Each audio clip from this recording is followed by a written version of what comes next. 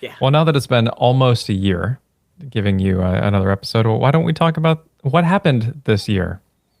This is going to be our year in review episode for TTRPGs because a lot has changed, and a lot of it was kind of brought on by the big D&D kerfuffle. They're in, God, was that in 2023 or 2024? It was January of 2023, so it's been almost 2 full years since that whole thing Right. first happened. Yeah. So back in January 2023, uh, I'll rehash this super quick, but the D&D was essentially trying to limit creators' ability to create content from their game and due to licensing changes. So instead of using the OGL, which was very kind of free form, they were tamping down on that. And in response, many independent creators started building their own games. And now, a year later, we start to see the Kickstarter and the backer kit campaigns go through. You go through another year cycle, and all the releases are taking place. So now we're here, and we have a whole bunch of releases that lined up in 2025. So we're going to talk about, kind of go through it month by month, and talk about what happened. But first, January of this year, Distal actually released in digital, and then it took like a few months for me to get it printed in this place up in New Hampshire. Did it in America. Very expensive to do that, but at the same time, we're having a lot of uncertainty with tariffs, and even now, there are a lot of places across the pond that just won't ship books out here anymore. So it created a lot of strife within the industry, especially for independent creators who don't have fulfillment centers, like connection to fulfillment centers overseas. So we're still kind of dealing with all the repercussions of these tariff policies. So with that being the case, what happened in February, John? So February saw the release of my favorite, one of my favorite products this year, which was the 2025 Monster Manual. This was the last book that of the 3 core books for the newest not edition of D&D. And of all of them, this one was by far my favorite. The player's handbook, now that I've had it for a year, I have mixed opinions on. I think there's a lot of stuff that they did well. I think there's some ideas that were a little undercooked. But when it comes to the monster manual, I actually think like the mechanical design was really solid. It did a really good job of fulfilling the promise that they were going for, which to me ultimately was making sure that if you have a monster of a certain CR and it's supposed to be certain challenging to a player level, that it actually matches. And I've been really pleased so far. Just throwing monsters as is toward player characters of that level and getting the result that I want. Okay, so CR balancing first and foremost. Did they make any other noteworthy changes to how monsters are structured? I've always been kind of a little bit dissatisfied with some of the quality of the monsters. Like, do you really need the attack for a dagger, even in the stat block, when there are other more interesting things that it can do? There's a lot of examples of just like wide variability. I think that there's a lot of failings within the presentation for monsters in D&D. I'm just wondering if they cleaned up any of that. Yeah, no, for sure. That is absolutely a valid criticism. I think the most egregious example, like you mentioned a dagger, was there was an Eladrin stat block, I guess, where basically it had like all these really good weapon and spellcasting options, and then it had a dagger option, which was, why would you ever use it? But, Sean Merwin joked that, someone drew an Eladrin with a dagger in the art. So they're like, well, we have to reference the dagger in the stat block, yada, yada. I will say in the 2025 Monster Manual, one of my favorite things is they actually pared down all those options so that whatever option you pick is going to be quote unquote equal in terms of what outcome that you're getting. So you could either go more of a damage route or deal a little less damage, but go for some conditions. And a lot of the monsters actually, they deal conditions automatically. So you don't even get a save for like, say, the initial impact of the condition. You get a save to try to end it early after the fact, which it did a lot to actually make monsters a little more threatening. And just overall, they hit a lot harder. So they just deal a lot more damage. So it actually forces players to not just use the same action options over and over again. They have to build a little bit more versatility into their characters. So overall, I am really happy with the mechanical design. I do know one of the criticisms, and you can only fit so much in a book, but the 2025 Monster Manual just has a lot less lore than the 2014 Monster Manual. And I think that's a fair criticism. Personally, I would prefer less stat blocks of this type with more lore available. So whenever they announce like, oh, there's 50 more stat blocks, personally, that doesn't really excite me. I would rather have more solid options where I have a clear way to use the monster than just having a bunch of options just for the sake of having a large number, you know? You're right. I get that. The point about lore is kind of interesting because I think D&D tends to walk this line between, yeah, you're making the book so that it is functional, but at the same time, you're trying to make the book so that it's a bit of an experience where it gives some background to the people. But at the same time, like, should those be two different books? Yeah, so there's just that middle ground that they try to achieve. Let's move on to March. What happened in March? Shadowdark RPG. So Shadowdark is incredibly popular. The first expansion, I think this is the first expansion, the Western Reaches came out was announced rather in March. Wildly successful. So good on Kelsey Dion. Just absolutely killing it from Arcane Library. I think that's mostly what happened in March. So April was a huge game changer for me. This was the release of SRD 5.2. So you mentioned the whole kerfuffle in January of 2023. 2025 really was like, this is where we got to see how people made custom designs in reaction to that. So we're going to talk later about Daggerheart and Draw Steel and stuff, but really SRD 5.2 is the thing that we were ultimately fighting for in 2023. So, the new half edition got launched in September of 2024. This is the SRD with the updated monster design and weapon masteries and all that stuff. Really interesting. Not a lot of people are actually taking advantage of it. I think that even though this is a legally protected license, which that was the whole worry over the OGL is would this license stand up in court? And we know Creative Commons is much more solid. I'm just not really seeing a lot of excitement for creating content that's compatible with the new edition in the same way that it was so big for, the 2014 version of the game. But SRD 5.2 is really important for me personally because this is the skeleton that I'm building my own system, Swiftguard, off of. This kind of strikes a broader question of what D&D, who still, like blanket statement, you can say who still plays D&D. Obviously, many people. It's still the most successful, the most well-known, the broadest impact TTRPG in the industry. However, it does feel anecdotally like there has been an easing off from the popularity of D&D, or at least the prevalence of it, at least as it relates to people who were super invested in it, who were turned off by how Hasbro has proceeded with the past 2 years, really. It definitely felt like they were making a lot of missteps.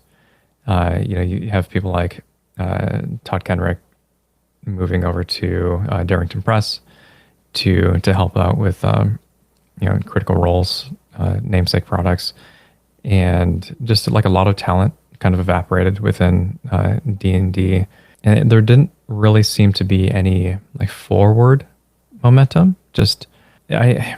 When it comes to the bottom line, they make the majority of their money not from the TTRPG, but from the brand awareness and the cross promotion from other D&D related products, really.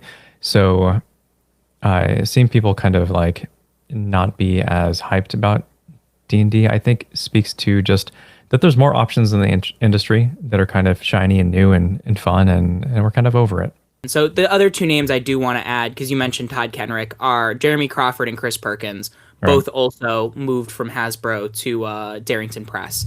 But I mean, D&D with the collapse of TSR was kind of in a similar boat. Specifically, D&D historians have talked about that the game tends to do best when this kind of thing happens, where it hits an apex, it takes a dip, the corporate powers that be kind of stop paying attention to what the design team is doing, which frees the design team to now pursue, riskier design, take bigger swings, that kind of thing. So maybe in a few years we'll see some more exciting content come out for it. But to just like answer your point about who is playing D&D, I have found that like for teenagers especially, those are the people who are really excited.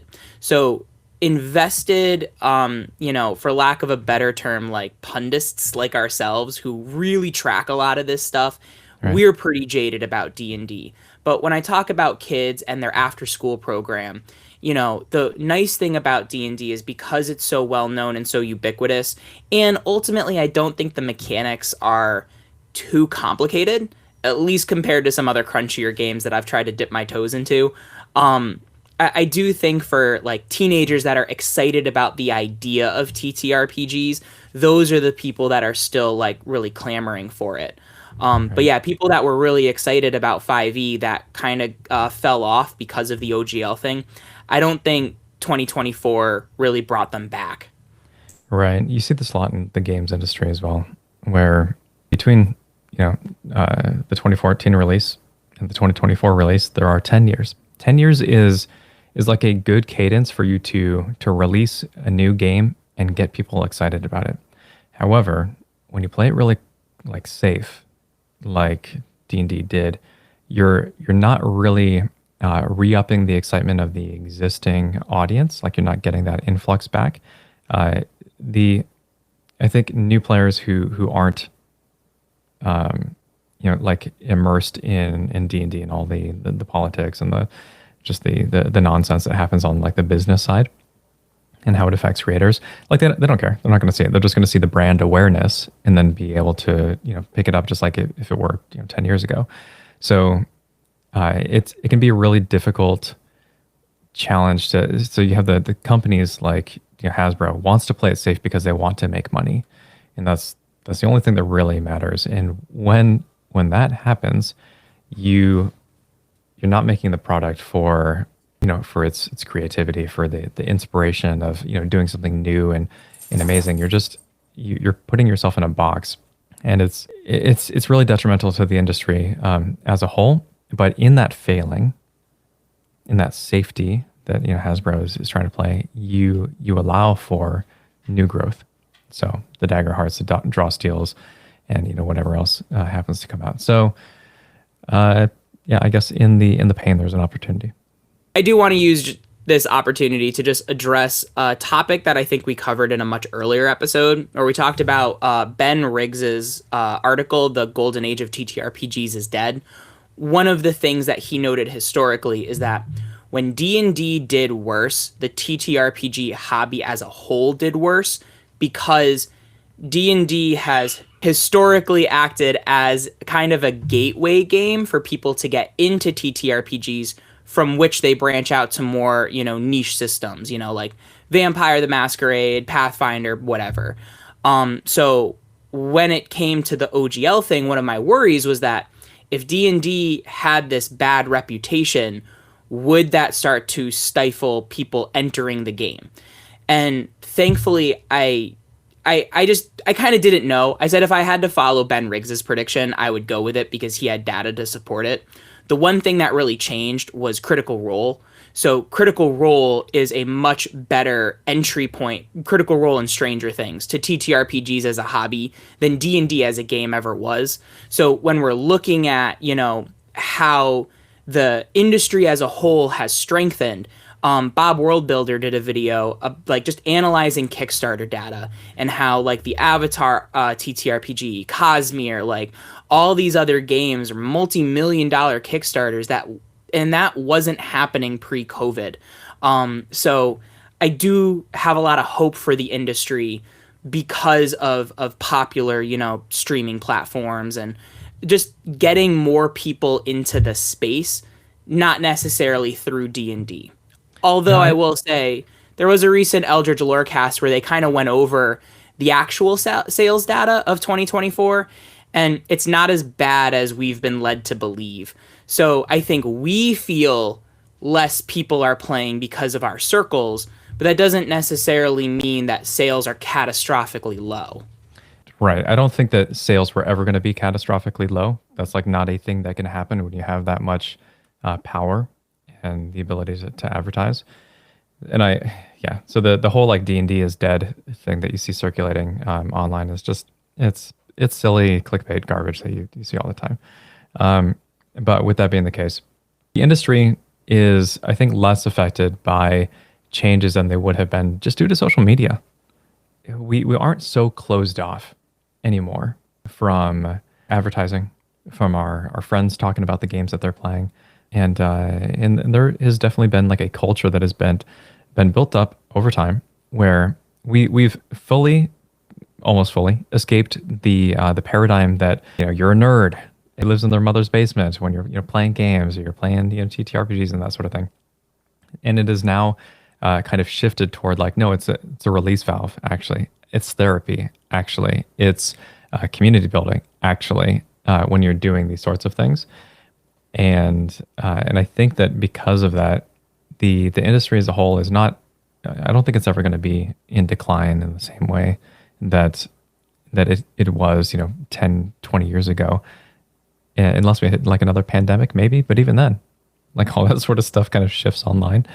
So I do think that just the situation is different. So we can't necessarily use old data to predict new trends. I mean, Yeah, do you speaking have of a a rebuttal? shifting situation, not a rebuttal, it's just a segue, because in May, that was when Daggerheart got released.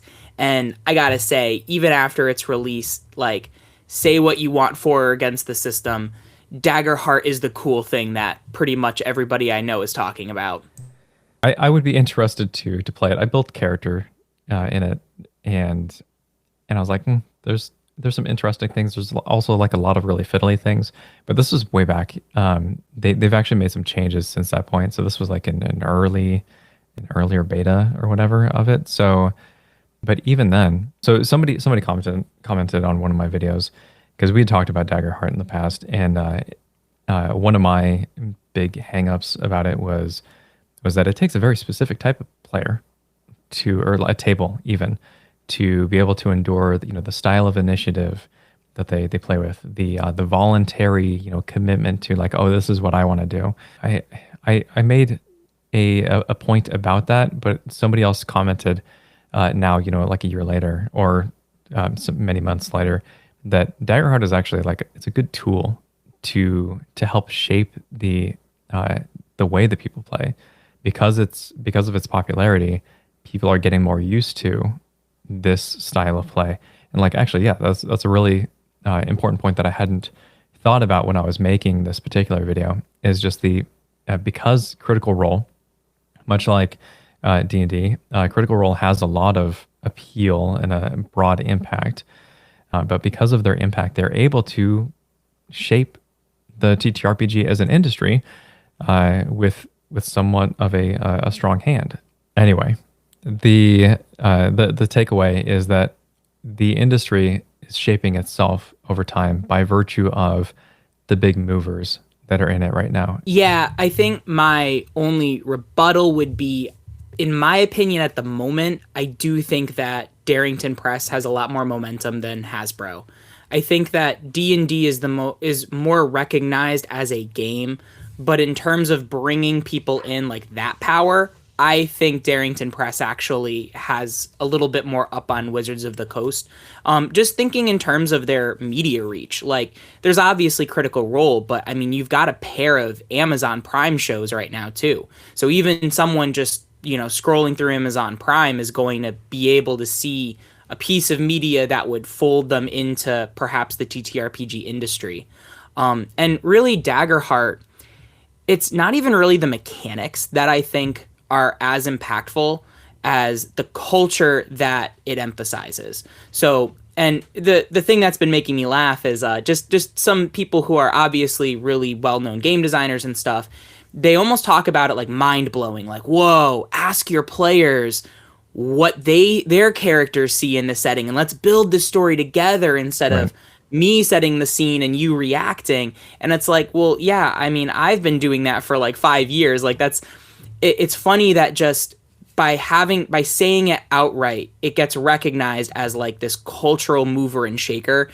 From a technique I learned from Joe Love from Advantage, which has been out even longer than 5 years. I think it's been out for 6 or 7. And the other difference is I think that Darrington Press, like the people that work there are just more likable. So it's easy to kind of, say that Hasbro's playing it safe. It's got this kind of corporate slick feel where even when you look at the artwork, yeah, the art and the formatting in the book, but we're like, but they're a big company, they can afford it. Darrington Press is also a big company, but when you get to talk, you get to see Matt Mercer talk to people or Jeremy Crawford, there's a much more human element in its feel and its design. And when you say that, the TTRPG hobby is shaping itself, I really think it's that human element that's making the big difference between the two. Absolutely. I totally agree. Let's see. What happened in June, actually, Daggerheart released a custom card creator. So you can do the homebrew right there. And it makes it really easy to put in the stuff that you want to put in, print it out, and then you can just use it in your game. The other call out, so in June, Galactic, which I can't remember who it was written by, and Going Rogue, which was written by Jess Levine. They did their Kickstarter, and it was like a co-op written like 2 books in one situation. And I just wanted to bring this up because Jess Levine was the first person to like welcome me into the TTRPG designer community and has built like a lot of really cool stuff and was a member or is a member possibly of the PlanetSide 2 community. So Riley Rethel, is that who made Galactic? Let me see. Probably. That sounds familiar. I mean, I just did you look at the Kickstarter? Research. Okay. Yeah. Yeah, July was big on 2 fronts because first, Draw Steel released in PDF form. And it's funny, if Daggerheart really leaned in toward more the narrative feel, mechanics support the story you're trying to tell approach, Draw Steel kind of went the other direction in that it is a much more mechanically crunchy game where the balance and the tactics matter, and it's kind of more up to the players to figure out the narrative that's going to match those mechanics. July was also a lot of fun for me personally because I finally finished the first playtest packet for Swiftguard, which is my TTRPG system. It is very similar to 5e, except from my decade of experience running 5e, I took the parts that I think created the most friction or confusion, and I tried to smooth them out a little more. And I also took away the classes and broke them down into just an a la carte system of abilities that so far have been met positively. I would be really interested to hear what troubles people have with them besides just feeling overwhelmed that there are a lot of options. That's why I also put in like kind of the suggested build characters just in case you wanted to plug and play. But yeah, that was like July was a pretty big month with those 2 things happening. I'm surprised that your playtest packet was all the way back in July. It's quite some time time ago. flies, right? Yeah. Is your table playing Swiftguard? I have gotten 2 playtests together, and it is not a lack of want. It's just a lack of availability. One of my players is a new father. Shout out to Ian. A lot of them just really got busy. A bunch of my players moved, so now they're in the same state you are. But it's just made it really difficult to just kind of sit down and test things out. The 2 times we've gotten to, it's been a blast. But then again, those are the players I had in mind that I was kind of designing around. So for players that may not look at the game the way I do, I would be curious what their responses would be. So Draw Steel, I actually got the book. Yeah, it's on my Christmas list. Yeah, it's right here. So this thing is beefy. It's like 400 pages, and it is very like it's super clean. I think I really like the visual design of the book itself, but it is also so dense with information. And if you know about what Colville enjoys playing, it's way on the crunchier side of things. And there's some really interesting ideas in Draw Steel. It's not not the game for me. I played it once at high level, which is typically not something that you want to do in systems anyway, because you're like still learning, but also have to learn all these new characters. But even the act of building the characters, I was like, there are a lot of things that I don't really agree with, by virtue of all the information that you have to like hold. But like if you're into really crunchy stuff, that's fine. But I started taking abilities just because it would lower the amount of things that I need to track, the amount of things that I need to write down, and just the abilities that I need to juggle. And then another part of it that I wasn't really keen on is that as you're leveling up your character, it's mostly just about learning cooler ways to hurt people. But the game is like built around combat and like having a really cinematic combat. So I like it makes sense, but it's just not my style of play. But I did support the project, and I was very excited to support the project. It did very well on BackerKit, and I think maybe like 8 million or something like that. I really like that they said this is the amount of money that we need to make this product and support all the designers. And if the community wants it, then we'll hit that goal. And if not, then it is what it is. But a lot of times that's not how BackerKit Kickstarter projects work. Usually there's a really low goal that's like, oh, it's like a couple of thousand or a handful of $1,000. But realistically, no, you're paying buckets more than that just to get the thing made. So what they do is they try to keep the price really small. I'm ranting a little bit, but you try to keep your target price really small because it looks better on a thumbnail. Like, oh, funded in 3 seconds. Wow. You get to put that little sticker on your thumbnail, and really it's because the price was so incredibly low that you could not make the money or make this game with that amount of money. But it's about advertising. It's about creating momentum, and it's about lying to your consumers, and I hate that. I hate it so much. So MCDM did the opposite. They laid out the stakes up front. Said, if you want this game, show us that you want this game. And they did very well. And their expansion doing very well. So that's the way that I would like to see the industry, kind of the crowdfunding industry go, is just being more upfront and honest. At the same time, I understand because it is very difficult to get people on board with a really lofty goal when you don't have like a following, and you're just some no name who's trying to raise money for a project. So you kind of do need to, there's like this gray area. It's the same thing with the YouTube and thumbnails, and like, yeah, people aren't going to click on a thumbnail that it doesn't excite them, doesn't interest them. But at the same time, you want to try to be honest with what they're getting if they do click on it. And some people are just like straight up dishonest. They make the super surprised face, and charts going up and down. I'm targeting some very specific individuals right now, or maybe one in particular. But the goal, I think, should be like, if we want to elevate our community, is to just find better ways to be more honest and support the people around us for the sake of like giving them the opportunity to make something really cool instead of being tricked into it. Anyway. Right. Yeah. Well, just to validate your point about Matt Colville, like Matt Mercer and the Darrington Press crew, one of the things that makes him so easy to support is that he is likable, he's honest, and he's human. Yep. So he has different tastes than the Darrington Press game. I'm not even going to say the players, because Matt Mercer has talked about how much he enjoys Draw Steel. It just scratches a different itch. The thing I think I've heard that best describes Draw Steel is that it's like a really strong second TTRPG. So it's too crunchy to be someone's, like, most people's gateway into it. In some ways, Daggerheart might also be just, it's a little too specific, which is why D&D is not the best at any one thing, but it might be the best to get people started.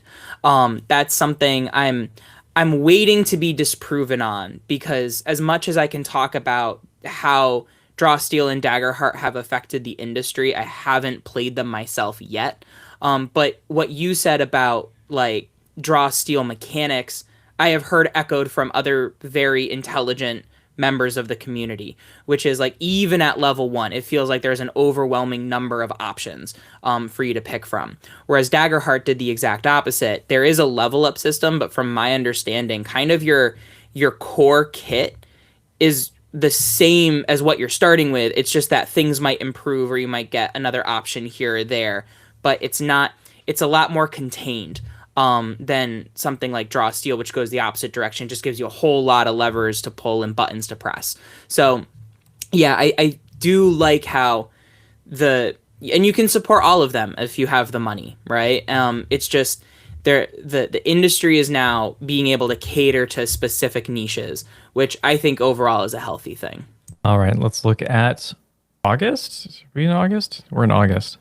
Yeah, so I think the big news from August was that, first of all, Brennan Lee Mulligan is the Dungeon Master for Role Campaign 4. The other big news is that I said Dungeon Master because they're running the new edition of D&D as opposed to Daggerheart. Although I do think there's going to be another... oh, no, it was... this wasn't an August news, but it was... what was Chris Perkins' one? I can never remember it. His live stream thing. Hold on. Does Chris Perkins do Acquisitions Incorporated? I can't believe I forgot Acquisitions Incorporated. Yes, Acquisitions Incorporated was going to move to Daggerheart instead. So right. Yeah, I saw that. So and pretty much the both big streaming giants are under the same umbrella. So yeah, we're going to see, do more people start playing D&D 2024 because of Critical Role? Does Critical Role keep the momentum of its live stream popularity? That was the really big news, I think, of August. Yeah, I think really just got to diversify. So Critical Role, it makes sense for them to play D&D. It also makes sense for them to play Daggerheart. There's something to be said about the audience that you have access to when you're doing one versus the other. And as much as it'd be fun to convince ourselves that you're going to get just as many people showing up for Daggerheart as you are for D&D, that's not true. And they are a business. They are an awesome business who does a lot of great things and has just a stellar community. But at the same time, so there's a balance to be struck for sure. Let's see. August, also, Legend in the Mist by Son of Oak. That was released. I've not played City of Mist, which is what the system was kind of based off of, and then they did some streamlining to it as well, but it's labeled as a rustic fantasy. And actually, it looks really good, and it has a comic book tutorial that teaches you, you take on the role of a character that you play through and make decisions and that sort of thing, but it's teaching you about the game at the same time. And that felt just totally on brand because Legend of the Mist is very visual. It's just dripping with flavor, and it does really well at what it's trying to do. So the big news I could find out of September is that the new D&D Starter Set got released. I hear it's good. Yeah, I haven't played it. But I've heard it's good. I've heard that kind of like Daggerheart, it uses a card system. So rather than just going into a full character sheet, you're kind of learning the game one element at a time. It also updates an old adventure, Keep on the Borderlands. So for the nostalgia factor, I guess that's in there with it. But I think it was just the important thing I noted because, again, if we assume that D&D is most people's gateway into TTRPGs, that starter set is going to play a big role in it. The other thing that I really like from it is just that it's supposed to be able to be played right out of the box. You're not supposed to take more than 10 minutes of setup and to be able to just dive right into it. So especially, it's around holiday time, gift giving and stuff. It's a really great way to maybe introduce some new people to D&D and TTRPGs. But other than that, I don't know if I have any more commentary on it. I would love to make a box set for Distal. That'd be wicked dope. It would just be a fun project to work on. Yeah. Dragonbane has probably one of the most praised box sets. I have no idea what the cost looks like of creating one, but absolutely, yeah, box sets are awesome. Yeah. What do we got in October? So again, poo-pooing on Hasbro a little bit. Project Sigil officially died on Halloween. So that Man, was I a saw that project coming from a mile away. Like, everyone did. I mean, I yeah, think it technically like died in March. It's just that the servers were brought offline on Halloween. And, as much as D&D feels like it's losing momentum, Dungeons of Drakkenheim, which was originally a 5e product, was announced by Darrington Press to be converted to Daggerheart. And I know the Dungeon Dudes have talked about how Daggerheart just felt like the perfect system to convey what they wanted to out of the story that they wanted to tell. that's cool. I wonder how many systems are gonna make Daggerheart conversions or systems, expansions or setting guides and that sort of thing. The one thing I think that could interrupt that is just their SRD. So, I mean, we started this with the 2023 OGL thing, and the thing that really kind of saved it was the SRD being released into Creative Commons. Very understandably, this is not a criticism, and the Daggerheart SRD is not in Creative Commons. It has a license that makes some creators kind of nervous. And I think the Dungeon Dude said that the Dungeons of Drakkenheim expansion was like a license thing. Like it wasn't they used the SRD and just felt like it. They're working in conjunction with Darrington Press. So I think that Daggerheart could take the role of what 5e played if they release their SRD into Creative Commons. And I know that they are very protective of their IP, as they should be. So I'm not saying they should, I'm not saying they shouldn't. And if that is the route they choose to take, I can see lots of benefits for them to do it. They got to keep it pretty tight too because of the partnerships with Amazon. Protecting the IP is very important. I didn't even think of that, yeah. Let's see. We're moving into November, which had the retail release of the Brandon Sanderson Cosmere RPG, which looked interesting. I'm not big on Brandon Sanderson stuff, but the following that he has as an author, absolutely insane, just bonkers crazy. Never seen anything like it. The RPG, I think they're kind of like diversifying a little bit, similar to Darrington Press, where they're trying to get more into games, and they've kind of started releasing a battery of book adjacent products to kind of build up that ecosystem. So it's kind of interesting, something to keep an eye on. Daggerheart also in November announced their first expansion that they're working on called Hope and Fear, which I take umbrage with the name, given that is just a mechanic that they have in the game. We could have been a little bit more creative maybe, but whatever. That's interesting, especially to announce it as soon after the release, but at the same time, they're kind of capitalizing on the hype. Like they are trying to keep the momentum moving forward. So that makes sense too. What else happened in November? Yeah, so on the D&D front, we did get the releases of Heroes of Faerun and Adventures in Faerun. I do understand, and I think I agree with the core books of D&D, and this is part of the reason why the lore was heavily reduced in the monster manual, is that D&D is being presented as a setting agnostic game with some core options, and the setting specific content and lore is going to be within like an add-on. So I really like this approach because there are a lot of settings that D&D has built up and can explore in the future. So for example, I know there was one podcast I think we did on Dragonmind where you mentioned you really didn't like how the drow lore got removed. And the where that drow lore was preserved was this Faerun expansion.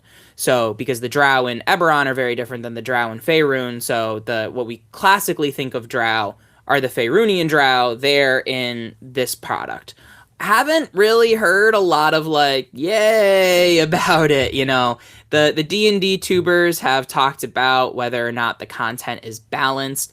But Yeah, just the lack of excitement I've been seeing about it, I think is more indicative of anything that, to beat a dead horse, D&D is losing momentum with its community. So you see again, like you see this sort of stuff in the games industry too, where how often have they just been hitting with new products and new releases in 5e? Like it got really bad, I guess I would say, to where I just stopped buying stuff. I don't know. It reminds me of just that, like, so Call of Duty is not doing so hot right now. They're on like Call of Duty 7 or something, but it's not really 7. It's actually much more than that. And the launch is like didn't draw as much attention, or the announcement didn't draw as much attention as they would expect. And then there was this big thing that happened a few years ago where they got the most negative views on YouTube of any YouTube video ever, or like dislikes. And then later YouTube stripped the ability to see dislikes. So that was very likely one of the impetus behind doing that. But when you're just releasing products for the sake of releasing products and not spending the time to get people excited about things, then yeah, this is the result. They've been trying to piggyback on a lot of Baldur's Gate hype because we like the characters, we like Astarion and Karlach and Lae'zel and blah blah blah. But at the same time, there's strangely that sort of stuff feels like a cash grab, and I don't know why it feels like that. Maybe it's because of who it's coming from. Yeah, well, I mean, when we play Baldur's Gate, we love the characters and they feel very genuinely written. But when you buy the Heroes of Faerun book and Karlach is just slapped on the cover, it's like, we like Karlach, right? So you'll buy it, please. Yeah. It doesn't have the same sincerity in its implementation. Yeah, well said. All right, so we get into December, and this is when Draw Steel, like they announced the Cracked Sun expansion. They've already totally blown past their goal. It's in. I want to check it. I don't have a link. So their goal was 1 million, like a 1.25 million, and they're at 1.75 million right now, and they still have 21 days left in the campaign. More than almost 6,000 backers at this point. So people are going to continue to purchase it. It's definitely going to pierce 2 million, and which is far and away not the same as the 8 million plus that they got. Man, was it more than that? It may have been way more than that for their first campaign. But this is like an expansion that is announced in the same year as release. So again, it's a momentum thing. This book is going to be massive, and I'm sure they'll do really great work with it. Again, I think that everybody's kind of gotten the point to where they know when they feel like they have momentum, and that they know that they need to like really capitalize on it. And it was very difficult to feel like you're anything other than under the shadow of D&D, in years prior. So I think that we're at the point where, I mean, who knows what next year holds, but we're definitely at a good point for the industry to try to make up some ground for smaller creators. My prediction, just specifically on the D&D front, is that they're going to end up in the same place that Marvel is, where for a while, especially during COVID, like Marvel was pumping out a nauseating amount of like streamed shows and movies, and there was a noticeable dip in quality. And they noticed, and people stopped watching. And so what they did is the only MCU movie that came out in 2024 was Deadpool and Wolverine. And my wife Julie and I have been catching up on some of them, and they're not as good as they were, but they're finally trending upward, and there's just less stuff so that they can focus on the quality of each individual thing. My prediction for D&D would be similar, that we haven't heard a release slate for 2026. We don't know what books are going to be coming out. My guess is that they're going to do a smaller number of higher quality products. I can definitely be proven wrong, but if I were to predict in good faith, that would be what I think they would end up doing. You don't think we're going to get Sigil 2.0 because the future is digital? No, because they have D&D maps. And D&D maps is doing really, really well. So I think that the future is digital, but I don't think it's as high process power demanding as Sigil was. Right. Yeah, man. It took them so long to like get to the point where so I don't know. I'm talking smack at this point, but like what they showed off for Sigil, I was like why isn't it released yet? You know, you guys have had quite some time. This doesn't even look that good, and you're already doing the promotion for it, and it's awkward and it's forced, and it looks like you're making no movement at all, which is indicative of just major corporations doing major corporation things. But at the same time, like some you know 26-year-old in their basement could put the stuff together in Unreal in a very small amount of time. So I was, yeah. Anyway, me talking smack, but it just didn't look Yeah, good. How do you expect people to be excited? I hear you 100%. So looking forward to next year, I will say looking back on 2025, for me personally, this was the year of humble bundles. There were a lot of humble bundles, and I picked up a lot of PDFs of games that I have been wanting to play. Over on my YouTube channel, I have played a few of these games already, like Vampire the Masquerade is the latest one. Call of Cthulhu is another one I've been wanting to play for a while. So 2026, my plan is to play more of these games, just a wider amount. For Swiftguard, I really want to have basically, if I had content that I took from Creative Commons, I want to put it back in Creative Commons. And for the more kind of IP protected, like this was my idea or my lore or whatever, I'm thinking about going the itch.io route. So that's going to be one of my goals for 2026. Do you have anything in particular? I am mostly trying to survive. I was working at Amazon. That project got shuttered, like many Amazon projects, and I have a bunch of irons in the fire, but nothing that is like financially viable. And I've been really trying to. I just want to do creative stuff, but I am working on a a new solo player sci-fi or sci fantasy TTRPG. Very small, like it's meant to be just like a zine, and I'm actually having some trouble with it, mostly because it's easier to create a large product for me in the scope that I want to create than it is for me to like create something that is really tight that still gives you the capability that I want to give you. So I'm having some designer dilemmas, and then on the total opposite side, I cranked out a TTRPG in like what felt like 3 days. I'm pretty sure it was. That's just a card game. Or rather, it's not even a card game. It's card based, but it's a TTRPG that you can play solo. You know, just you bring it on the airport or on the airplane, travel. You can play it with people. You can play it solo, and it's to me it feels really tight for what it is, and I'm reusing art that I have for Distal to represent the characters, and it's in the same IP as Distal, and that I feel really good about. So if you've enjoyed this episode of the Untitled TTRPG podcast, please feel free to like, comment, subscribe, do a dance, maybe a backflip, practice something, write down New Year's resolutions. I don't know. Weird exit. We'll talk to you later. How about that?